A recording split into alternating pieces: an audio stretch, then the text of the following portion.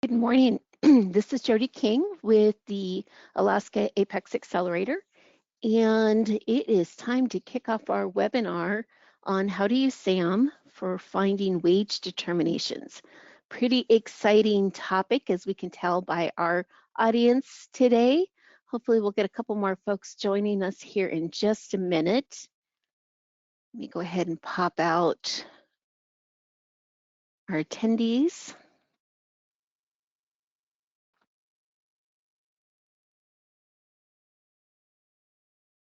Here we go, and our question box.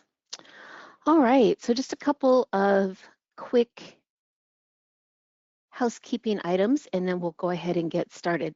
Item one, the webinar is being recorded, and so the recording will be posted on our website, the apexalaska.org, under events and training, and then under on demand, and it's usually there fairly quickly. I'll send out an email once the recording is posted to everyone that had registered for the webinar, and we'll make that available.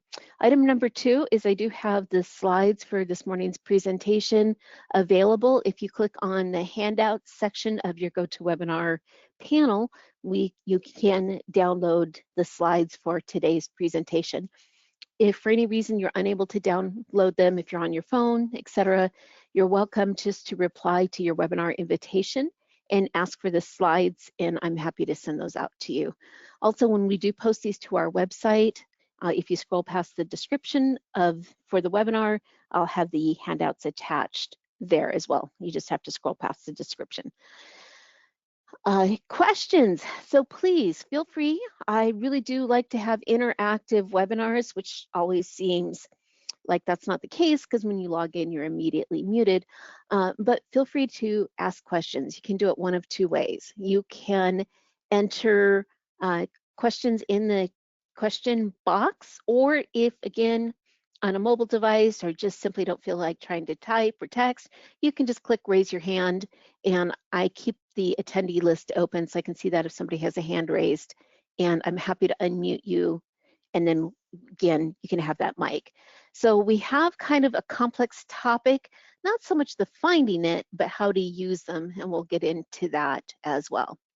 If you do have an open mic, just keep in mind that the webinar is recorded, and if you guys have questions that you want to ask but not while being recorded, I'll make sure that there's a little bit of time where I turn the recording off at the end of the webinar as well. So with that in mind, I'm going to pause for just a moment so we can have a clean edit point for the recording, and then we'll get started.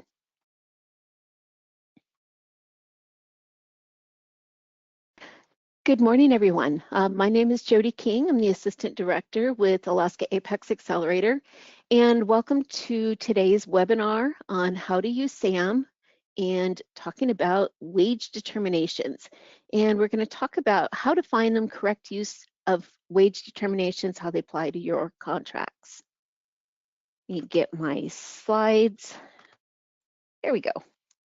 So this is what we're going to talk about this morning. We're going to talk about finding the correct wage determination, and we're going to start using that WD acronym for wage determination from here on out. We're going to go over some general definitions. We're going to talk about the Davis-Bacon Act versus the Service Contract Act. We're going to talk about responsibility of wage determination assignment and finding wage determinations in the solicitation packet.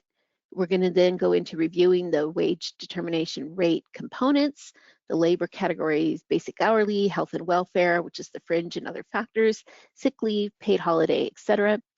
And then we're going to discuss verifying correct labor category mapping and usage. And that part's pretty important, especially if you aren't certain, but we'll get into that. And then we're going to talk about how to find answers at the Department of Labor website, because they do have some really great information, FAQ sites for a lot of the basic questions that people have pertaining to wage determination, and their websites can be incredibly helpful. Also, there's a lot of pages on their website, so sometimes finding the right page, so I have a lot of links for that as well. So let's talk about finding the correct wage determination. So before we do that, we're going to break down a few definitions. So a wage determination is a set of wages fringe benefits and work rules. And I want to get out my little spotlight. There we go. And work rules that the U.S. Department of Labor has ruled to be prevailing for a given labor category and a given locality for particular types of construction or service contracts. So here it is in a nutshell: set of wages, fringe benefits, work rules, how is that applied, prevailing by category in a given locality for either construction or services. The purpose is to ensure fair compensation for workers by setting minimum wage rates, including both hourly pay and fringe benefits. And then for government contracts, wage determinations are particularly important in contracting, especially for construction projects funded by federal agencies. These determinations, again, are referred to as prevailing wage determination. So this is the phrase you might see in a solicitation, those prevailing wage determinations. And where are they found?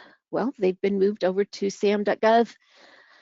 Oh gosh, that was one of the first things I think they moved over when they started back, if you remember the days of Beta SAM and SAM. But that's one of the first things that was moved over to the SAM platform. So let's get to the next slide, the downside of having my cursor. Okay, so the principal requirements. A contractor must pay covered employees, and this is another term of covered. So covered are any of those employees that are working directly on a specific project that is where the wage determination has been incorporated. And covered also refers to employees that are working in association with. So while the covered employees, you can see here, must pay covered employees no less than the prevailing wages and fringe benefits dictated by the applicable wage determination. If there's no wage determination, then the contractor must pay no less than a minimum wage an hour under the Fair Labor Standards Act.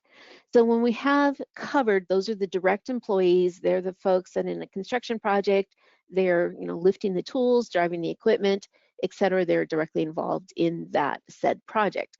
What we have are employees that are in association with might be some of the administrative staff that's involved in conjunction with the project, where they might do the ordering and planning, or outside of supervisory, then those folks that are involved in the wage indirectly are in association with, where they might not be on that job site, those individuals then are subject to the minimum wage rate for the Fair Labor Standards Act.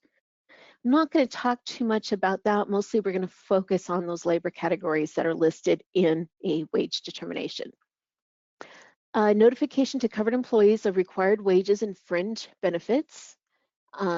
Again, so posting wage determination in a prominent accessible place, provide safe sanitary working conditions, and then record keeping requirements. And I'll have information on those timelines as well. So those are the principal requirements for labor standards.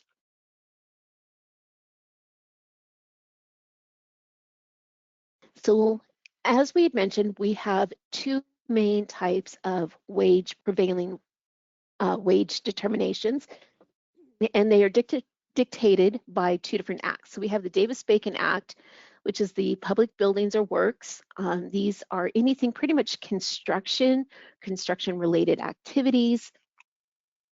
And we also have the service contract that McNamara-O'Hara Service Contract Act. And again, these are service contract, non-construction.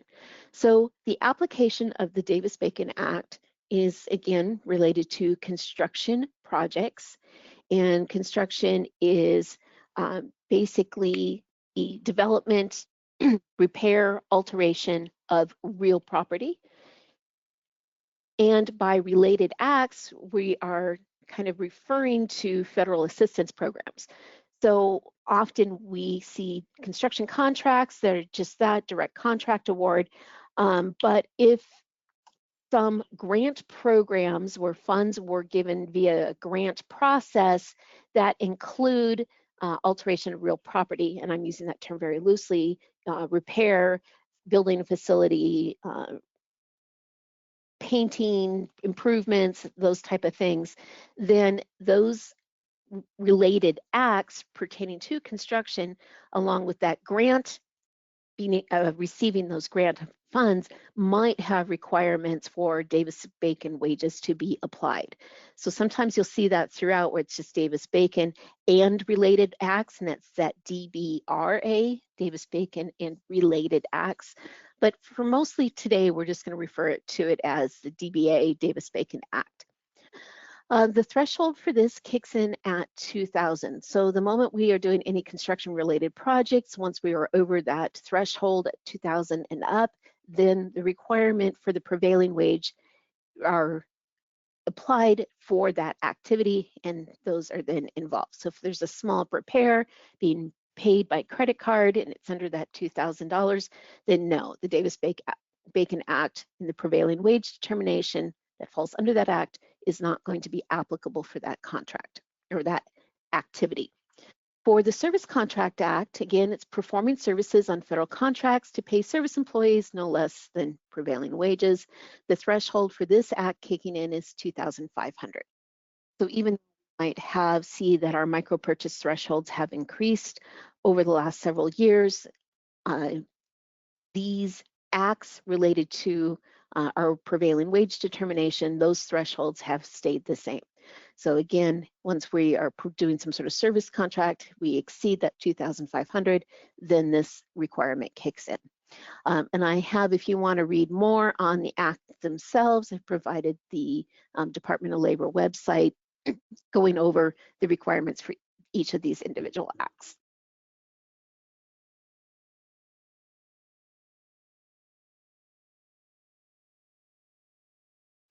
All right, hopefully everybody can hear me. If by chance you can't hear me, I've been having some problems with my mic. If I'm cutting in or out, feel free to just click the raise the hand button too, and I'll double check that everybody's able to hear me clearly. All right, so let's talk about searching SAM. So it's pretty simplistic to find our wage determinations. From our home screen, we simply just need to click the search button anywhere in the SAM. If you're in your workspace or looking at profile, you can simply click the search filter. And then instead of having a drop down button, the filter by, they've extended it out, and we want to click on wage determinations. If you know the wage determination number, you can enter it in the keyword search without selecting which domain that you want to search. That does work because you can see right here, just our keyword search. SAM does function a lot better if you do select a domain first and then enter your search. You're just going to get a more appropriate, better search results.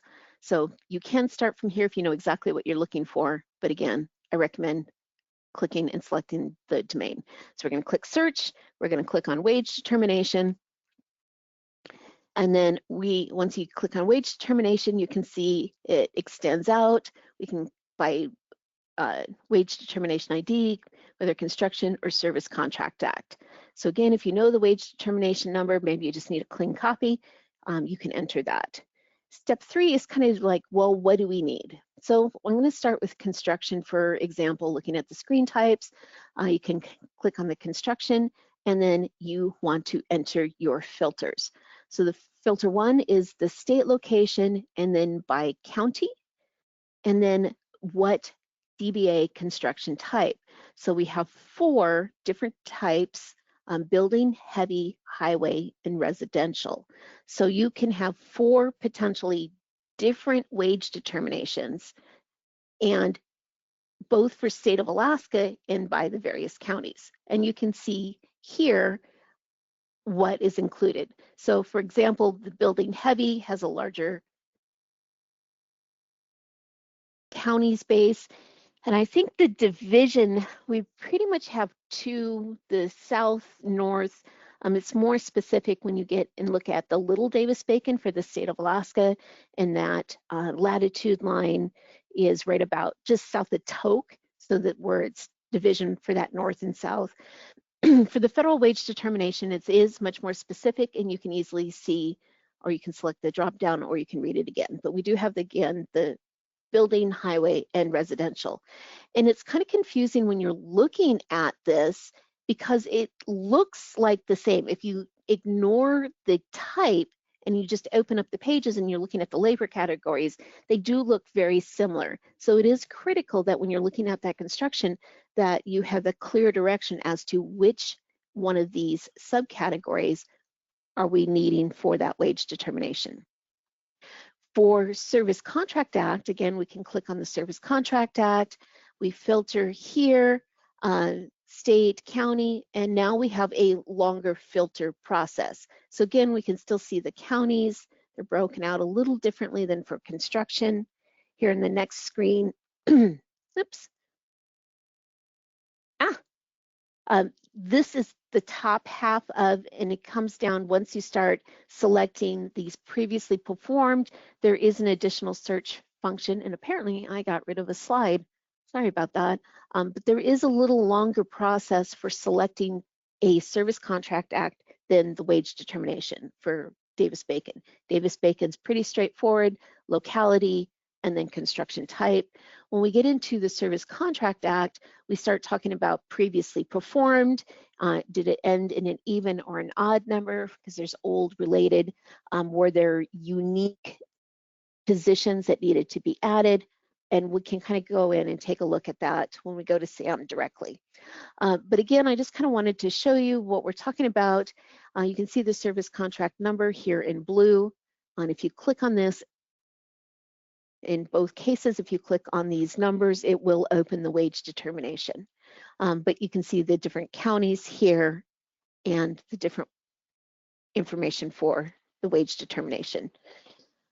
The other thing that we really aren't going to talk about much, but it does apply to any prevailing wage, whether Davis-Bacon or service contract, you might be given a wage determination or a collective bargaining agreement, the CBA. And this is where we have union employment involved, and we have that collective bargaining agreement as established by the union. The contracting officer will determine which one of these is relevant. If you've had a predecessor from a previous contract, and this contract has come up to bid again, and we've kind of seen those executive orders come and go about that right of first refusal, where you, and I believe the executive order from this year, the newest executive order rescinded that, but there was a requirement to offer existing contract employees employment under your contract, that right of first refusal.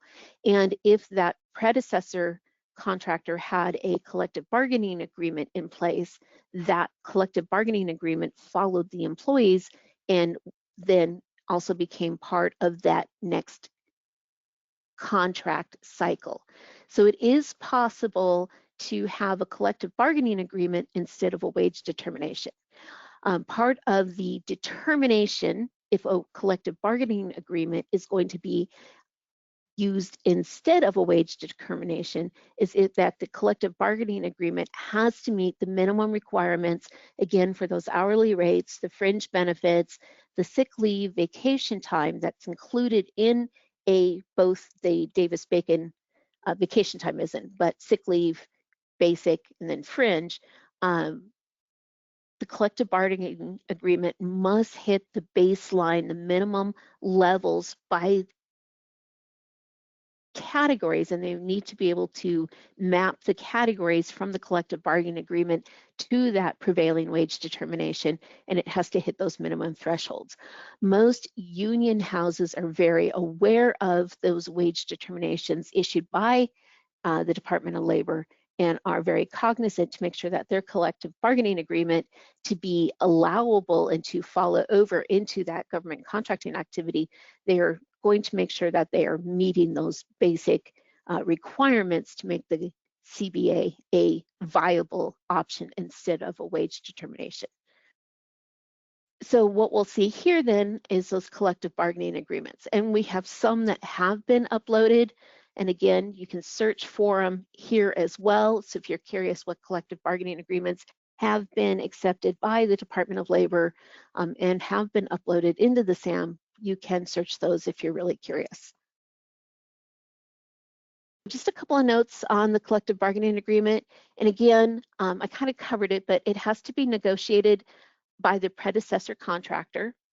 And it applies if services under contracts are substantially the same as current incumbent services and the services are performed in the same locality. So again, keep in mind prevailing wages are locality specific, so the collective bargaining agreement must be as well. The collective bargaining agreement doesn't apply if the Department of Labor finds that the CBA's rates substantially vary from the prevailing in the locality or CBA resulted from negotiations that were not at arm's length. So there is some due diligence for looking at how are those rates derived to make sure that they were done, again, at that fair and equal.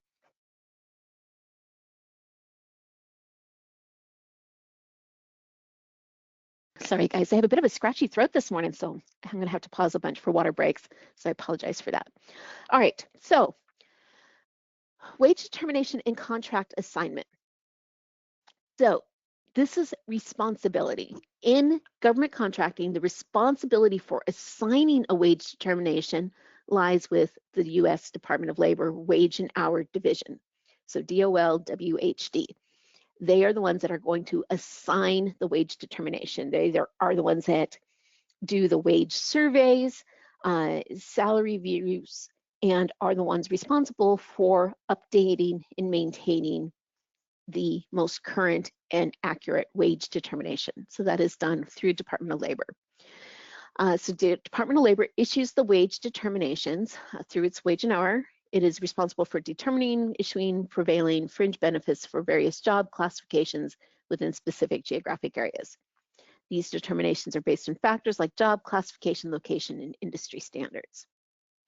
Then contracting agencies use these determinations. So contracting agencies are responsible for ensuring that the correct wage determination issued by the Department of Labor are included in their contract solicitation and awarded contracts. This ensures that contractors and subcontractors pay no less than the locally prevailing wage. Contractors then adhere to these determinations, so once incorporated in the contract, the applicable wage determination becomes a binding requirement for the contractor and any subcontractors to adhere to when paying laborers mechanics on the project. Now, I know it specifically says labor and mechanic, which is the term usually used under Davis-Bacon Act, but it also applies to the service contract as well. So again, responsibility is Department of Labor to determine. The contracting officer, as part of their preparing the solicitation for the street, can put in a request to the Department of Labor to have a wage determination issued. They are then to take that wage determination, attach it to the solicitation documents.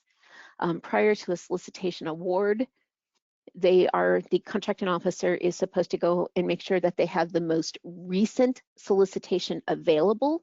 And if they do have to add a new wage determination, they should, I'm not going to say shall, but they should give that apparent awardee the opportunity to revise any impacts if the newest wage determination that's now incorporated impacts those proposed rates that you have provided in your proposal. Not every single labor category is updated when a wage determination is updated. They don't do the entire thing at once. They look at different wage categories, labor categories, and those are updated. So that there's a constant update for wage determinations. And then again, you, the contractor, are required, binding requirement, to provide those minimum hourly rates, fringe, and applicable sick leave, and if applicable, paid holidays. All right, so just for your information, we have the FAR clauses. So it's really, how do you know if a prevailing wage determination is applicable for a solicitation? If you open it up and it's like, you know, this solicitation is being issued under commercial practices, and we think, well, you know, commercially, we don't have to worry about wage rates. You don't, if you're doing your commercial clients, whatever your employees are paid is what they're paid for commercial activities. So how do you know if a prevailing wage is applicable? Well, it's going to show whether it's Davis-Bacon, we have these FAR clauses, and specifically what you're going to see for Davis-Bacon is this 52-222-6 construction wage rate requirements. And for Service Contract Act, then we just have that Service Contract Labor Standards, Statement of Equivalent Hire Rates for Federal Hire. And again, so we do have language in the clause that says, aha, we are looking at the solicitation, we have these FAR clauses, that means we should see a prevailing wage determination attached to the solicitation document. And as we saw on this screen, that responsibility of saying this is the wage determination used goes from Department of Labor to the contracting officer, and the contracting officer absolutely should have attached that wage determination to their solicitation. So what does that look like with Sam and looking at these solicitations themselves? So I just kind of grabbed an example here so we can see this one, and it's a little bit older because we're kind of at the end of the federal fiscal year, so I had to find a few that were inactive to get a really good representation. But we could see this construction activity to design, build Sitka waterfront improvements from May, and we can see by the NAICS code, the classification assigned, that this is a construction activity, commercial institutional building construction. And when we scroll down to the attachments, we are able to see one of the attachments is the DBA Wage Determination, and here's the number and the date that has been attached and is issued into the solicitation. If you have a solicitation, we see the clauses, but there is no wage determination attached, absolutely push back at the contracting officer, ask the question, and find out which wage determination is applicable. Because if nothing else, making everyone that is going to put a proposal in use the same wage determination is going to help equalize that cost pool for direct labor. If somebody's using a slightly old, they're using the incorrect one, they might have labor classifications that are lower and not up to current. Or if you're using the newest one, but that's not the one issued with the solicitation, again, you might have categories that you're bidding at a slightly higher rate.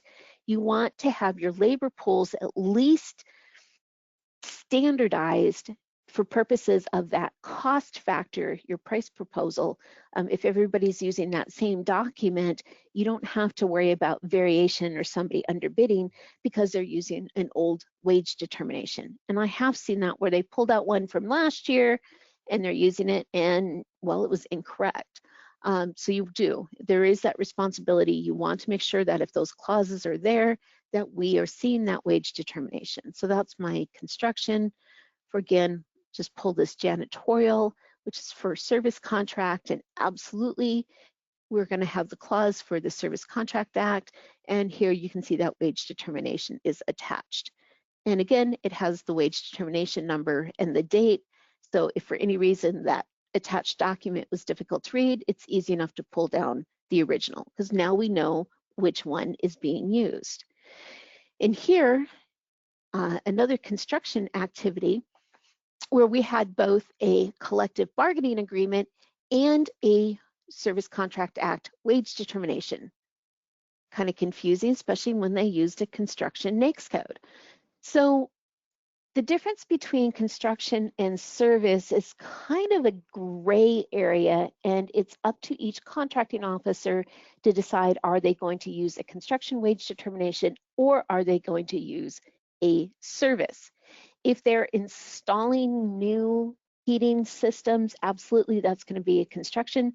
But if we're talking about repair or maintenance of an existing HVAC system, and I'm just saying HVAC just based on that NAICS code, then that could simply be a Service Contract Act, because we're not necessarily improving the value of real property, we're just maintaining and repairing existing equipment.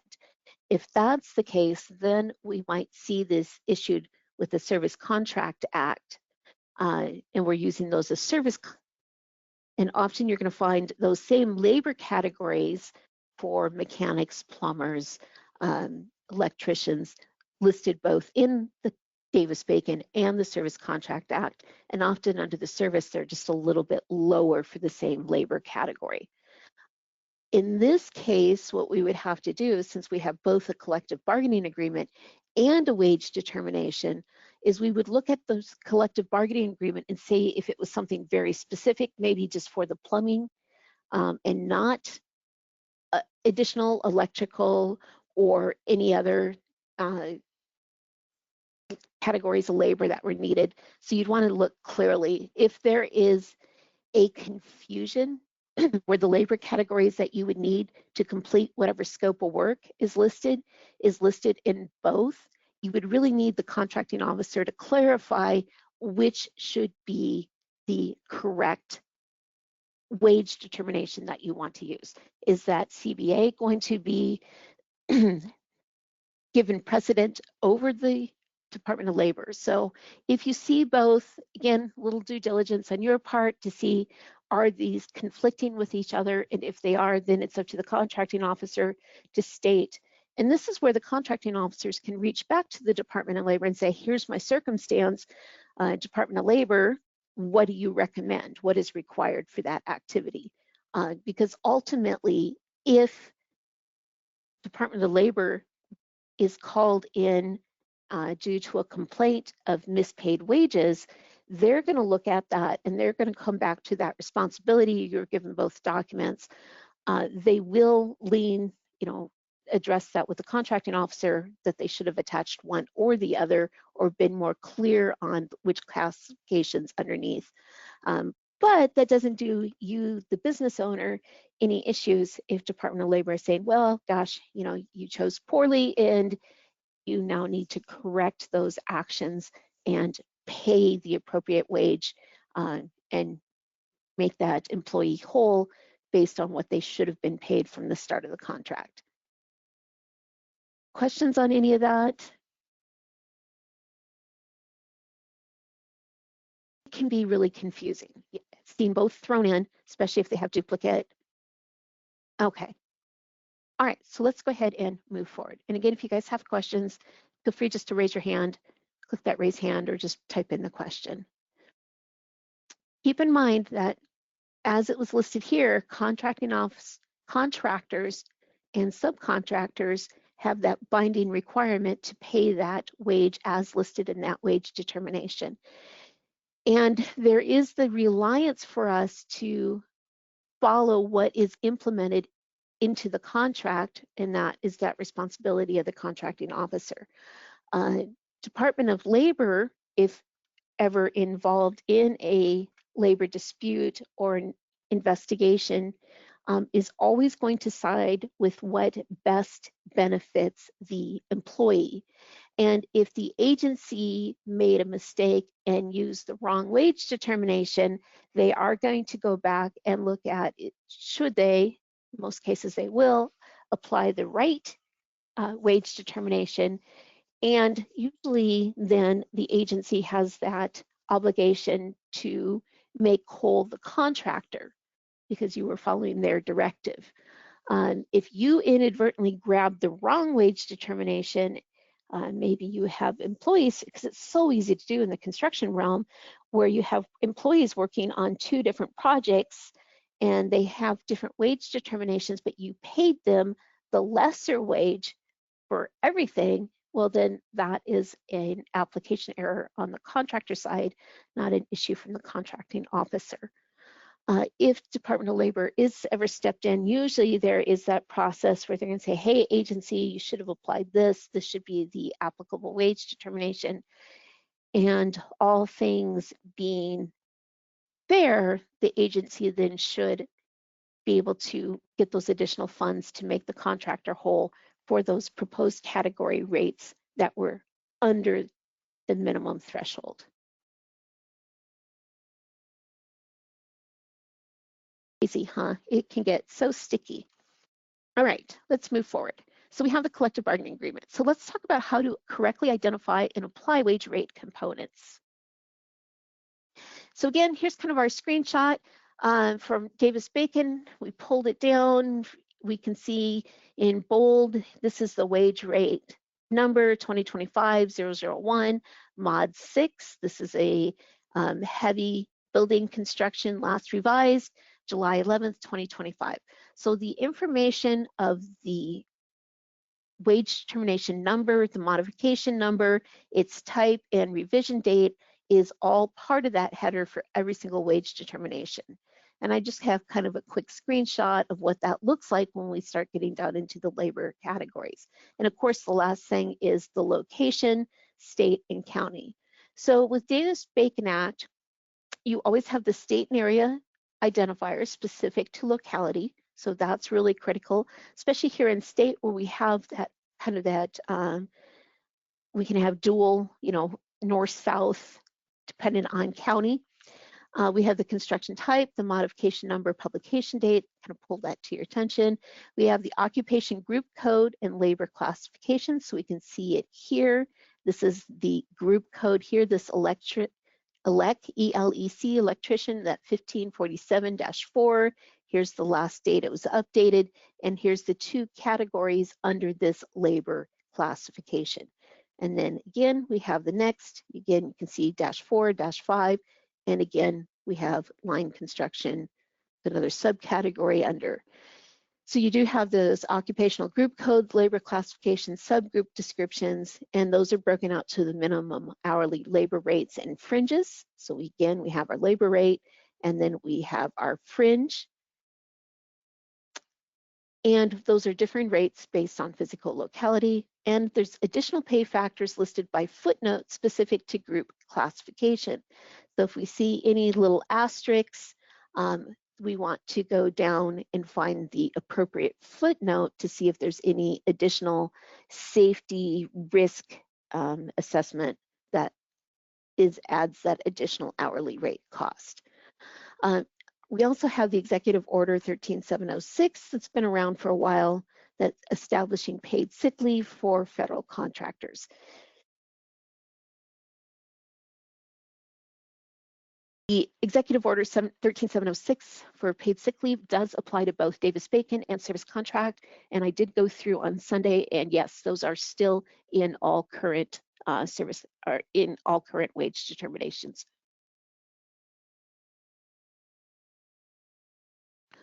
All right, and if you're curious, here's the link to pull this particular one.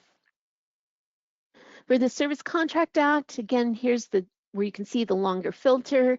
Going through your filtering, yes, same locality. Is it subject to a collective bargaining agreement? And are there non-standard services? And this is kind of one of those, and we'll talk about this mapping, when you have labor categories that don't necessarily fit the wage determination. And you can go through and pull that. These filters kind of help determine what pops up. You can see, again, we have that wage determination number. Let me go to the next screen. And just like the Davis-Bacon Act, we have the number, we have the revision, standard date, counties, and here's kind of what that looks like where you have that hourly rate. And then fringe benefits required follow occupational listing.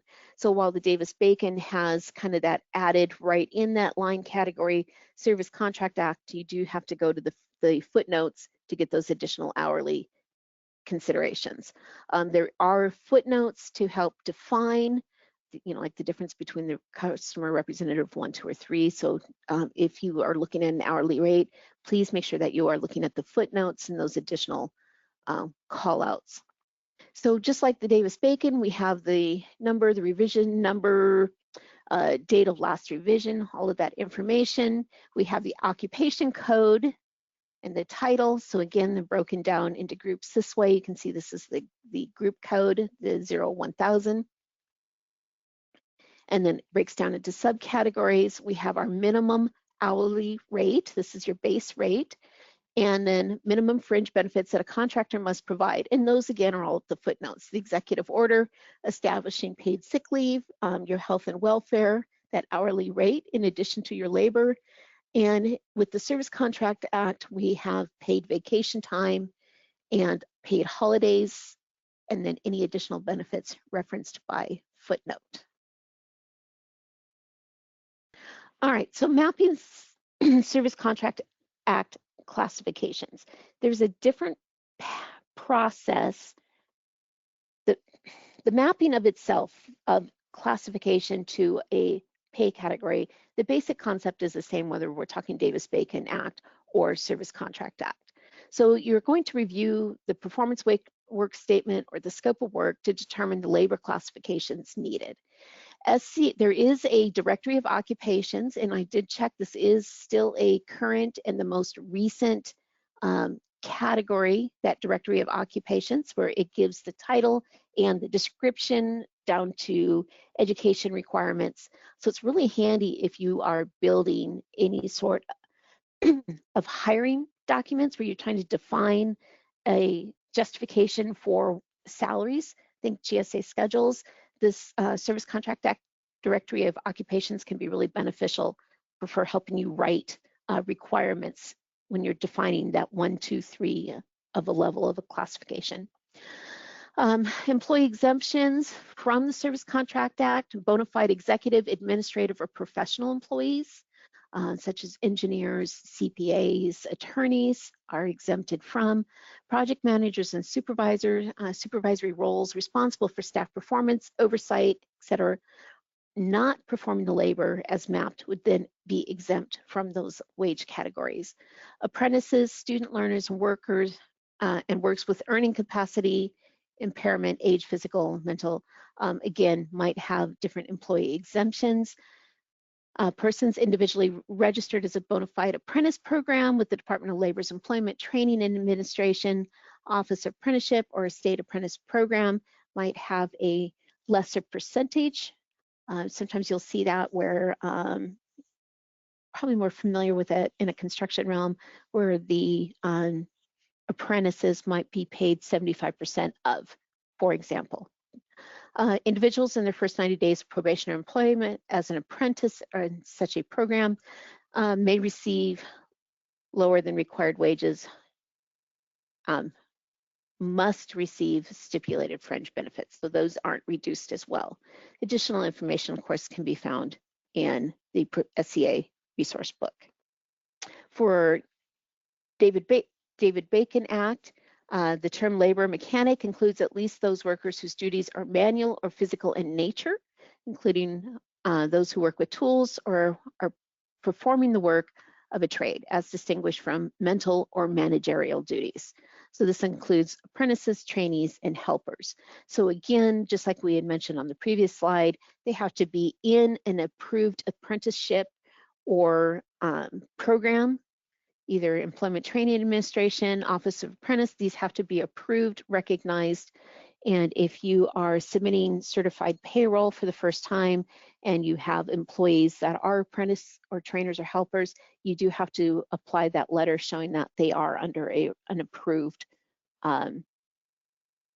applicable program for Davis-Bacon Act. Okay. And I'm not going to read each one of these for you. I kind of went over them the previous slide, but you'll have this information if you download your slides. We have coverage, so mapping again, continuing for Davis-Bacon Act, the coverage of laborer and mechanic. DBA requires payment of an applicable prevailing wage rate to all laborers and mechanics, regardless of any contractual relationship which may be alleged to exist. Working foremen who devote 20% of their time during a work week to mechanic or labor duties, and how, oh, sorry, hard typing there, do not meet the exemption. Okay, so working foremen who devote more than 20% of their time during the week to actually lifting tools, working, are not exempt from that. Oh, they're a supervisor, they are subject to wage determinations. If you have a supervisor, a shift foreman that's picking up a tool to demonstrate a better or a safer method, for example, they are not immediately losing their supervisory position. Again, if you hit that 20% or more of their time is spent doing the labor, maybe they're filling in for someone, then you have to look at, is that hourly rate higher than what the supervisory pay is? Persons employed in a bona fide executive, administrative, or professional capacity as defined are deemed not to be laborers and mechanics. So here is the Code of Federal Regulations that kind of gives that and defines those that are exempted from a labor classification. Business owners, an individual who owns at least a bona fide 20% equity interest in the business and is actively engaged in its management is considered a bona fide executive and is not a laborer or mechanic under the Davis-Bacon definition. So that myth that owner-operators don't have to pay themselves Davis-Bacon, not necessarily. I wouldn't want to get into an argument over that one, but the moment that they have to bring in an employee to step in for them, and they didn't calculate to pay themselves as owner-operators of that base prevailing wage, they are immediately at a loss for that job the moment they have to bring in an employee to step into their position. So it's just a good practice for those really small firms where they have the owner and operator to make sure that they are ensuring that they're paying themselves that appropriate prevailing wage determination, so that should they have to hire to continue to step in, they're not immediately impacting their profit or loss. All right, so mapping labor classification. So from the Service Contract Act, there's a conformance process. When the wage determination doesn't include a suitable classification, here are the steps to figure out what should we do. There must be a reasonable relationship to the unlisted and listed classification. So we have a job title, and say we have two different labor classifications with different hourly rates, and we're trying to determine which is the appropriate. What we can do is we can narrow it down. So we're going to look at the unlisted and listed classification. So the unlisted is what we're trying to figure out how to classify. And then of course, the listed is what is in the wage determination. The owners can, and again, this is important before employees begin performing work, the business can submit a Form 1444 to the contracting officer with these three things: the description of project, proposed classification, title, wage rate, and fringe, and a rationale for proposing it. The contracting officer submits that to the Department of Labor with recommendations, and Department of Labor can respond with 30 days for a decision. Now, that's great if you actually have that lead time before you're to begin work, but if not, I guess you could make your best guess and then just talk to the contracting officer with how you're going to proceed and with an understanding of what are you going to do if the Department of Labor comes back and says, no, it should be this labor classification, or they propose one and add that to the wage determination. So there is a nice handy process. There is a timely, not so timely process in that, but there is a manner in which you can get the contracting officer to submit that form that you've completed to the Department of Labor so that you can make sure that you are meeting that due diligence requirement for the contract. For the Davis-Bacon Act, if there's not a wage determination for a project to be performed at a location not covered by a published wage determination, or if a classification is missing, here's your process. The federal agency funding or financially assisting the construction project requests a wage determination by submitting the standard form 308 via email. So Service Contract Act, trying to figure out to map you, the business owner, the HR director would fill out the form, submit it to the contracting officer, they submit it. For Davis-Bacon, if there's uncertainty, the clarification then is the form is completed by the contracting officer and submitted to the Department of Labor.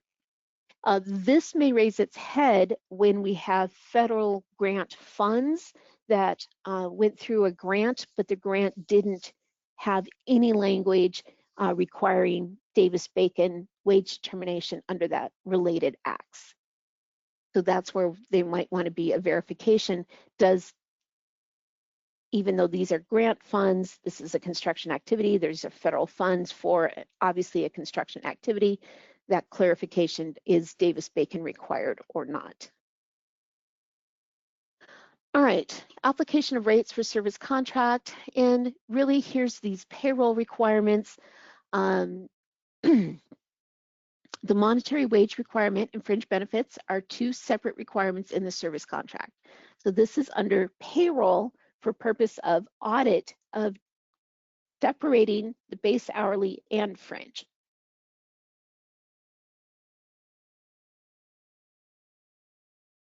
Excuse me.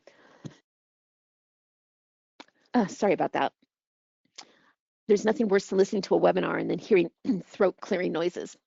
As necessary it is, it's still often to listen to, awful to listen to, so sorry about that. So for your payroll requirements, in maintaining those payroll, you are required to break out, again, base and fringe benefits so that they can easily be verified that you have met the requirement. The Service Contract Act fringe benefits requirements are listed after each classification list with associated hour monetary range. Fringe benefits must be furnished separately from and in addition to the specified monetary wages. And this is where you can, with the Service Contract Act, especially if you have a contract,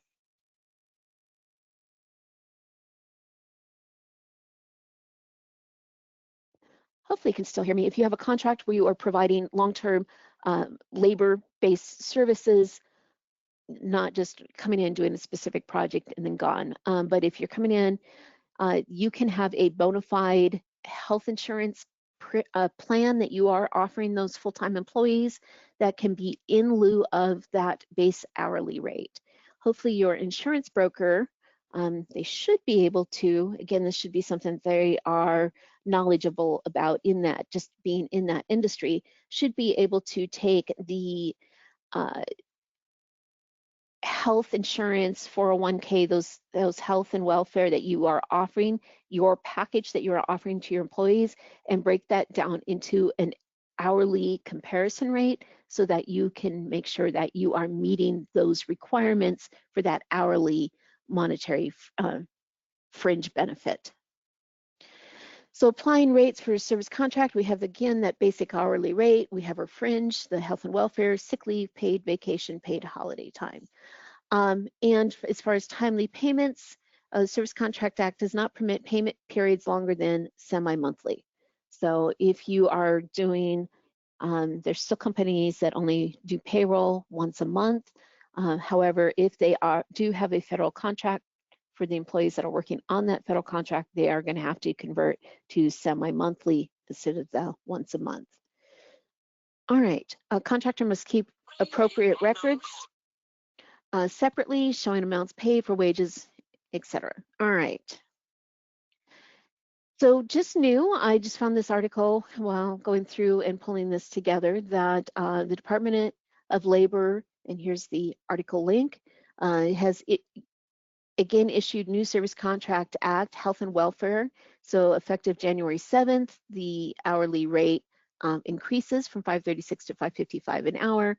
So if you're interested, here's the link for that article. Just click on it. I'm not going to go into it, but I just thought that since it was pertinent, I'd go ahead and share that with you.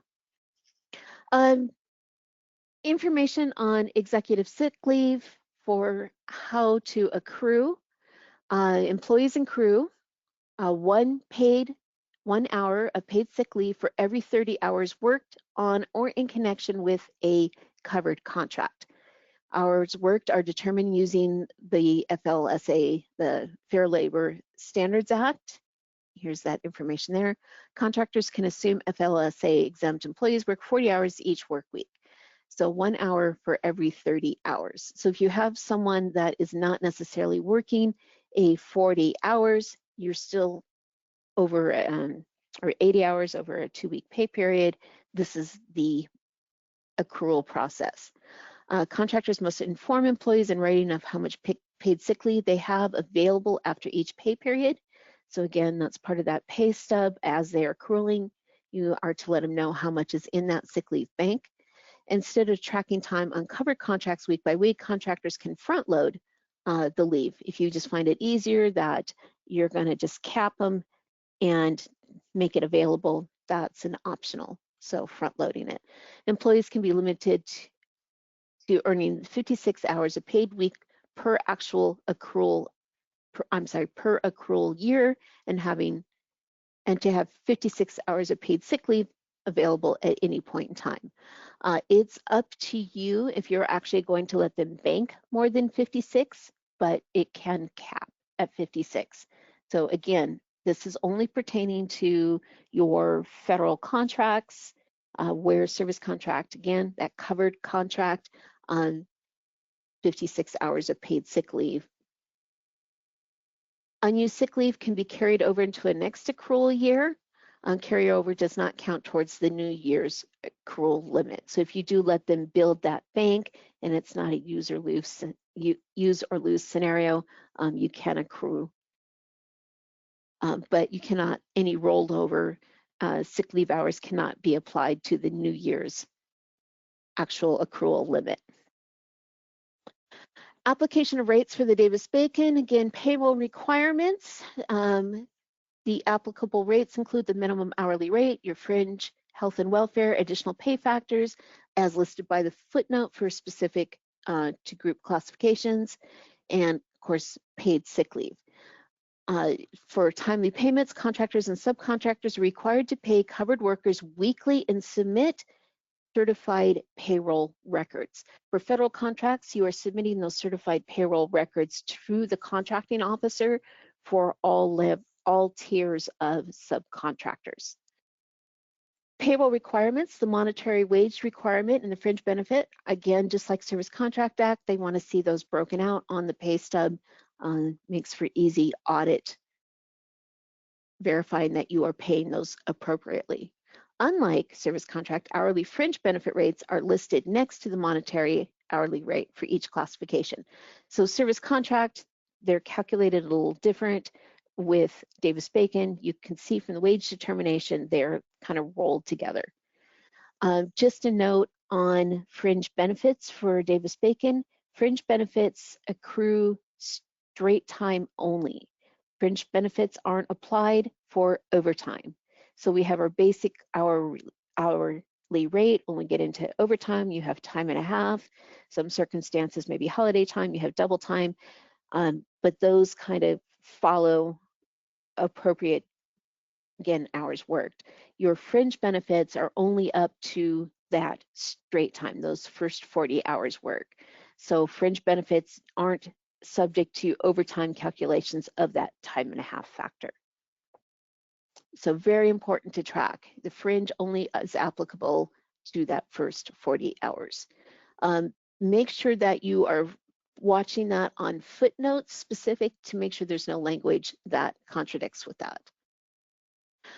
Okay, overtime again is paid for any hours worked more than 8 hours per day or 40 hours per week. If you have a 10-hour workday and they work 4 days, 4 10s, and you have a letter of acknowledgement that the employee is agreeing to that is our regulation for determination of what our work period is, then you may, and this is something I would absolutely double check and guarantee that if this is what you guys do, 4 10s, especially if you have shift work, that the last 2 hours of each day isn't deemed overtime. Usually there's some additional exemptions. I am not a labor expert on that. What I would recommend, if that is something your company does, I would talk to an attorney that specializes in labor laws and specifically federal contract labor laws, and they'll be able to assist you in putting the right parameters in place to make sure that you are still meeting the requirements of the contract based on your shift work hours. I know that's quite a mouthful, but there are exemptions on defining that. But in most cases, though, it is based on an 8-hour workday, 40 hours per week is your straight time. And then anything over that is that 1.5 base rate times 1.5 for overtime. Fringe benefit, again, is paid for all hours worked, but is paid as a straight time calculate.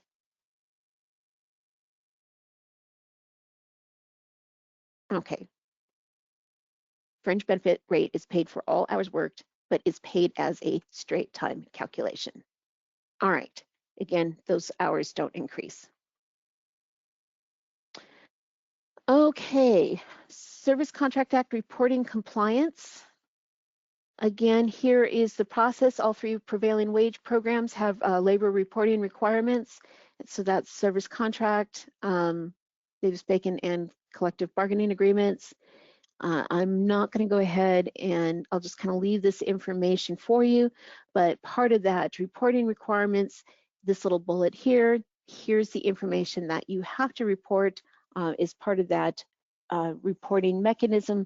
So again, that they can verify that you're using the appropriate calculations. So that was for Service Contract Act. For Davis-Bacon, again, we have the certified payroll, and here we have the form, the WH 347. And again, it's that weekly process and more information on certified payroll. I did want to apply this for you if we're kind of getting out of the whole goal of the webinar, which was kind of focusing on looking at wage determinations in SAM, but can't really talk about Davis-Bacon without getting into certified payroll. So I at least wanted to provide this information for you. Compliance requirements for record retention. So must keep records during performance and maintain them for 3 years after contract completion. And be aware of this kind of gray area of contract completion. If you have warranty items that go an additional year beyond that completion, you'll want to make sure that you're retaining your items throughout the potential, or retain those records throughout that potential longevity of that contract. So we have completed the contract. If we have a 1 year or 2 year warranty, then you want to make sure that you are making sure that those record retention kind of follows that as well. You must track each employee's name, address, and social security number, their work classification, wage rate paid, fringe benefits provided, or payment in lieu of fringe benefits, total daily, weekly compensation, daily and weekly hours worked by each employee, any deductions, rebates, or refunds from total daily or weekly compensation of each employee. So if you have any court mandated reductions, say for child support, or if you had any sort of pool reimbursement program where basically you would purchase needed tools, say through like Snap-on tools, and then it was reimbursed out of the payroll. Again, that has to be a signed document that agrees, employee agrees to that. Any deductions, again, you have to define that in your certified payroll or in the payroll stub, whether it's service contract or Davis-Bacon. Must allow Department of Labor Wage and Hour Division access to records for employees for worksite interviews. Failure to provide records may cause the contracting officer to suspend payments under the contract.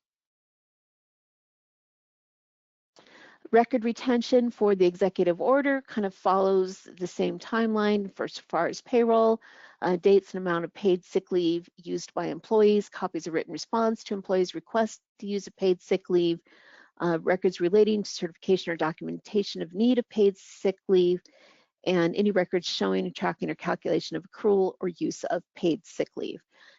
Honestly, the best way to cover that is to really have a good standard operating procedure of how employees are to notify an employer, their supervisor of unavailable to work because they are sick or have to leave for taking family members or children to doctors. Your policies that you have should really make sure that you are incorporating at a minimum the requirements as listed under 29 CFR, especially if you're doing a lot of government contracting. It's pretty good standard practice for any sort of audit purposes and having that information. And really, it's kind of gives you a nice methodology for determining how our employees to request for sick leave. Also, you have to maintain confidentiality of medical records or records related to any sort of domestic violence, sexual assault, or stalking. So we have other factors that are applied. Posting and notices for compliance requirements, and this is whether it's Service Contract Act or Davis-Bacon. Contractors and subcontractors must notify employees performing under the contract the minimum wage rates and fringe benefits. You can download those posters from the Department of Labor. Here's the links, and I also have another slide that shows you the website so you can go and pull any Department of Labor related posters that you need. Applicability to subcontractors. This is absolutely a requirement that does flow down. If applicable to a prime contractor, labor standards also apply to subcontractor employees. Prime contractors are responsible for subcontractor compliance. The prime contractor is jointly and liable severally, I'm going to trip over my own language, sorry about that, with any subcontractor for underpayments of part of the subcontractor, which could constitute a violation of prime. So yes, the prime contractor, especially for Davis-Bacon Act and certified payroll, they want to make sure that they're getting those certified payroll records on a timely basis and reviewing for compliance, because that responsibility does fall under the prime contractor. And of course, those flow down clauses flow down the FAR clauses to your subcontracts pertaining to wage determination. All right, that was a lot of information to kind of throw out there. So we started from nice and easy, here's wage determinations, here's how to find them, to the application of and the importance, mapping, record retention. But now this last little bit is really pretty straightforward. I just wanted to let you all know, how do we find answers for questions we may have related to wage determinations. So again, the Department of Labor, and this is where we want to look under the wage and hour division. So DOL's WHD, wage and hour division, have their FAQ. So we have Davis-Bacon related acts. This is again that DBRA, and again, related acts is more grant associated than direct construction contracts. So here's a link to their FAQ page, and you can see from the top, here's the different questions you can go through and ask, and it just kind of gives you that information that we went over in the designation. There's some really fantastic FAQs. If you run into something you're not quite sure, a great resource is to check out their FAQ for that particular wage determination. We have the Service Contract Act FAQ. Again, here's the link to the page, and just kind of a screenshot of the top of that page where you can see the information provided. And I really do feel they do a good job with their FAQs to find that information. Questions on holidays. So when we get into the Service Contract Act and we have paid holidays, what are those holidays? So information on that, how it applies to both that Fair Labor Standards Act, minimum wage, other factors, maybe outside of the Service Contract Act or Davis-Bacon. I just thought it was really interesting. Here's that federal website, and I kind of have them listed up here. You can see government contracts, benefits leave holiday, benefits leave sick leave. So I just kind of put those. Here's the main page, this top one. So this information is found here, and then additional breaking that down. How do you handle jury leave, et cetera, for. And then, oops. There we go. And here again is information on workplace posters. So I did give you the site for downloading in an earlier slide specific to the wage determination, but here is the Department of Labor for just work poster in general. Health and safety, it was amazing. They had hundreds of different types of posters depending on what you want, and those are all free to download, or you can even order printed posters. So I just wanted to, again, provide that for your information. So that really rolls up what we were going to talk about today. So again, just a quick reminder, Alaska Apex, we're part of a national program, an Apex Accelerator program, and we're here to assist you with every aspect of government contracting. And like we were talking about today, if you have questions on any wage determination, applying wage determinations, whether federal or state, if you're looking at the state, Little Davis-Bacon, for example, that Title 36, let us know how we can help you. If you are looking at expanding into a different geographic area, feel free to check out the Apex Accelerators in that location. These bottom two websites, here's our national association, and this is the Department of Defense Office of Small Business Programs website. Both of those give you that contact information website for any other APEX locations. And I really recommend, especially if you're moving to different geographic areas, to check out those APEX accelerators in those areas.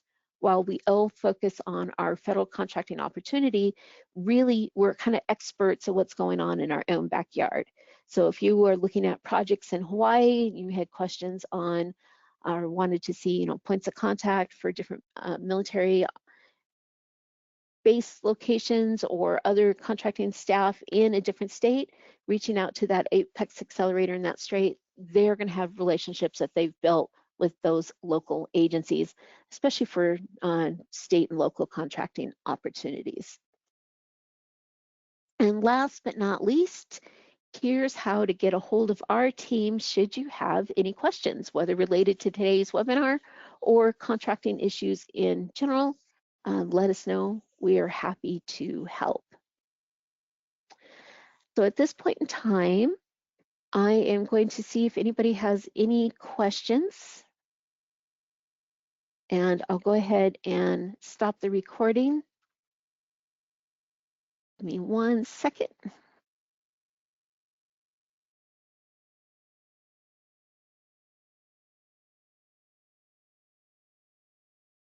So at this point in time, I'm going to go ahead and officially close out the webinar.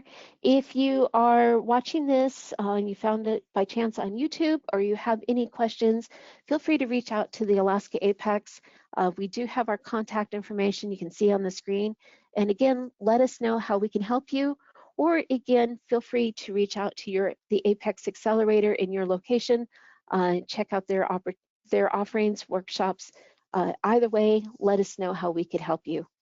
Thank you for joining us today. I hope you all have a fantastic day. And I'm now going to officially close the webinar.